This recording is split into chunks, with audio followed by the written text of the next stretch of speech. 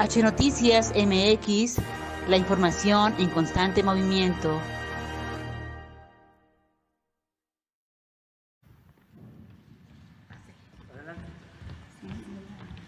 Buenos días, señor presidente.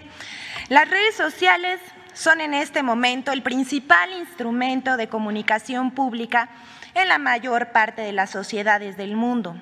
Las redes sociales rompieron el esquema vertical de los medios tradicionales, en los que la minoría ligada a grupos o personas de poder político, económico o religioso podían construir una visión unilateral de la realidad, conveniencia de sus propios intereses y no había manera de interpelarlos.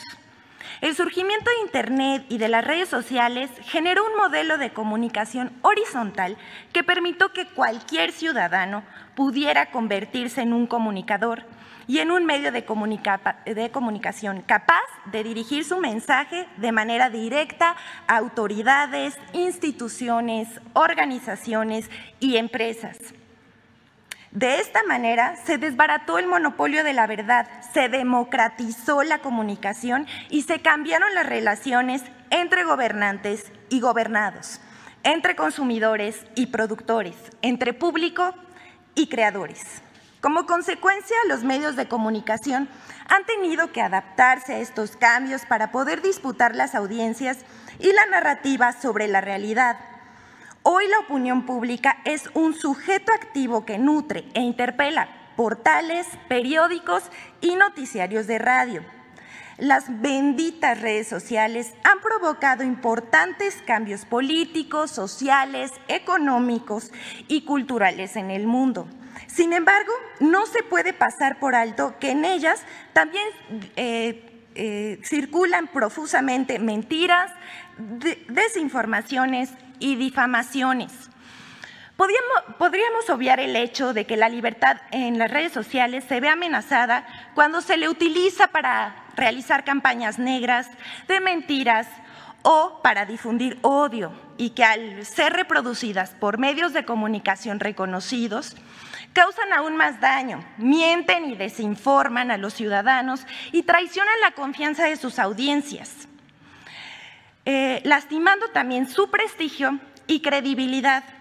Por eso es importante promover el profesionalismo, la ética en el periodismo, por ser un baluarte de la democracia y de nuestras libertades. Ese es el objetivo de esta sección. Ahora sí nos vamos a poner un poco más serios, vamos a pasar a los ejemplos de mentiras de esta semana.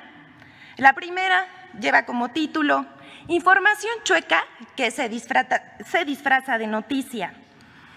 El 20 de septiembre pasado circuló en Internet y en redes sociales información falsa indicando que la torre de control del aeropuerto Felipe Ángeles está chueca, que está inclinada como la Torre de Pisa en Italia. Lo inaudito no son los tweets de un usuario que publica una foto y afirma que la torre está inclinada, sino que hay medios que toman como fuente las imágenes y lo publicado en las redes sin confirmar la información. Aquí en la foto vemos los tweets originales, medios como La Silla Rota, Político MX, 24 Horas, Publímetro, Grupo Fórmula, entre otros. México ya tiene su propia Torre de Pisa. La información acerca de la supuesta inclinación de la torre de control es falsa y carece de sustento técnico. Las fotos publicadas se hicieron desde un ángulo que produce ese efecto visual. El comandante del Aeropuerto Internacional Felipe Ángeles informó que las imágenes difundidas en las redes sociales y en medios están manipuladas para aparentar la inclinación. El oficial informa que la torre fue construida bajo altos estándares de calidad, sobre una superficie de 9.968 metros cuadrados. Tiene 88 metros de altura y está equipada con tecnología de vanguardia para agilizar el tráfico aéreo de manera segura. Asegura que la alineación vertical de la torre fue revisada mediante el escaneo de la misma con tecnología láser y seguimiento fotogramétrico mediante el empleo de drones. lo que permitió crear un mapa de puntos desde la cimentación hasta la parte superior. También se probó su verticalidad mediante otros procesos que descartaron cualquier inclinación. Incluso fueron practicados después del sismo del 7 de septiembre de 2021 para comprobar que la torre no sufrió ningún daño. Hasta aquí la información sobre la noticia chueca sobre una torre bien hecha, orgullo de ingenieros militares que la diseñaron y construyeron. La siguiente, por favor. Noticias donde el prejuicio prevalece sobre la información. En los últimos días han circulado profusamente notas sobre las consecuencias de la pandemia entre los jóvenes mexicanos. Llama la atención que todas ellas utilizan el mote de ninis para referirse a la juventud que no estudia ni trabaja.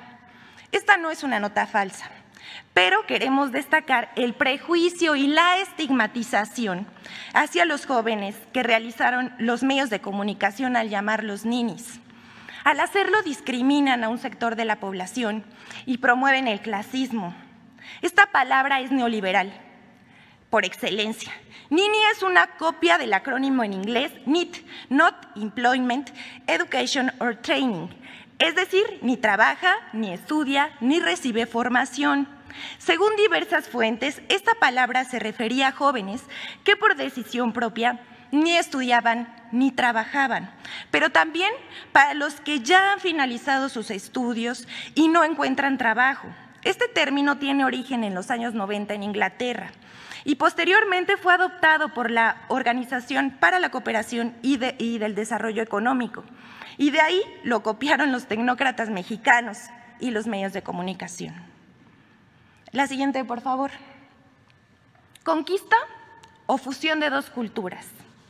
Circula en redes la imagen de un famoso mural al que se le atribuyen dos nombres: la conquista y fusión de dos culturas.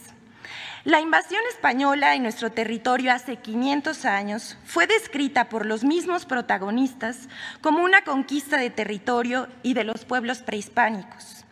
Bernal Díaz del Castillo, uno de los capitanes de Hernán Cortés, incluso escribió la historia verdadera de la conquista de la Nueva España. Tras la derrota de los pueblos indígenas que se opusieron al dominio europeo, se les negaron sus derechos a los habitantes originarios. Fueron arrasadas sus instituciones políticas y religiosas, se les despojó de sus tierras y se les convirtió en esclavos. Durante 300 años se estableció un régimen colonial de opresión y saqueo. 5 siglos después, aún hay quien defiende que la colonización se trató de un encuentro de dos mundos, de la difusión de dos culturas, del mestizaje, omitiendo lo oprobio, y el etnocidio cometido por los europeos en tierras americanas.